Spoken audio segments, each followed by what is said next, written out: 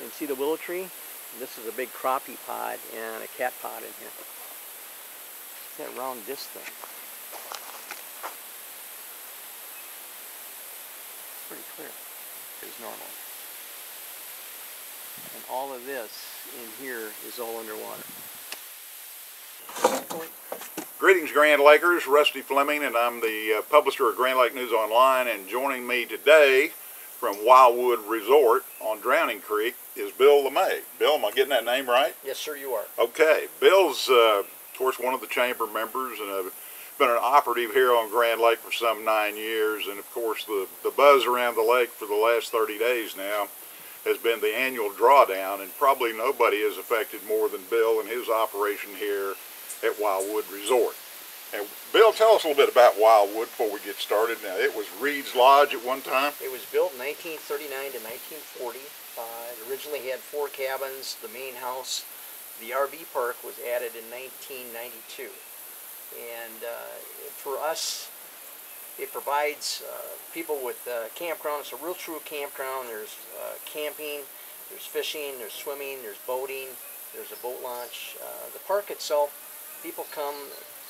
It's located away a little bit from the main part of the lake because of where Dripping Springs runs, but people seem to enjoy it.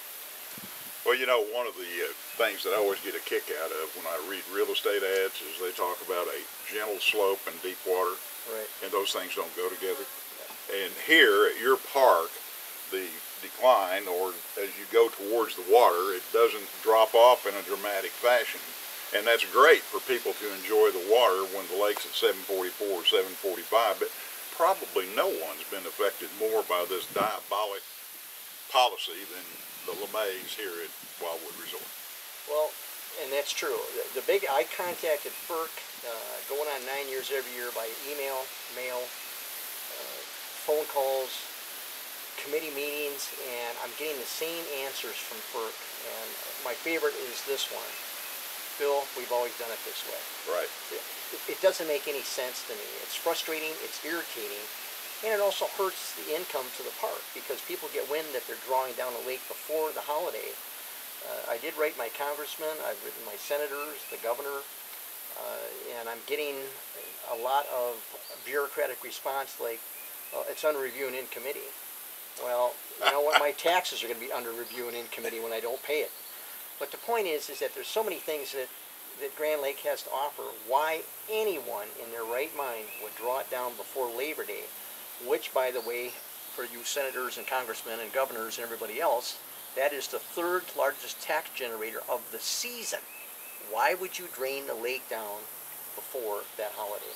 All I'm asking, without going on a big tyrant here, is I'd like to see him start September 20th and have it done by October 1st. Fish and Game agrees with it. All the different agencies, SMP, all of those agencies have told me we have a window. It's an interesting concept, and I think the thing that if we could convey in this video, more so than anything else, Bill, would be a private citizen's frustration with the process. And I agree with that. The biggest problem that I face or that I see is I get a lot of excuses, and then I get a lot of, gee, we need to contract this individual or this senator or this congressman, and they want, you know, 1 million signatures.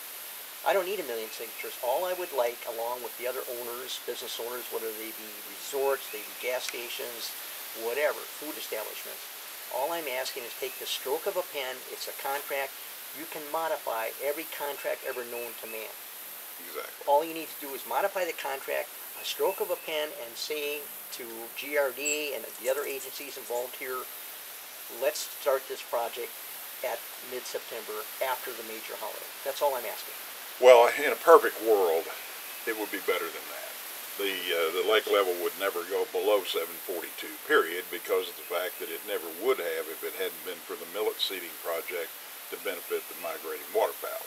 And you know, as we move forward in this quest, and my other job at the chamber, when Sure. I'm not the publisher of Grand Lake News Online, Right. as the executive director, we're working right now at bringing all the groups on the lake together.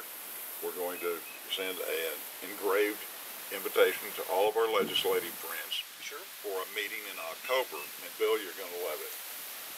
Halloween is when we're going to have a meeting. That's the day after my Friday. birthday. Friday.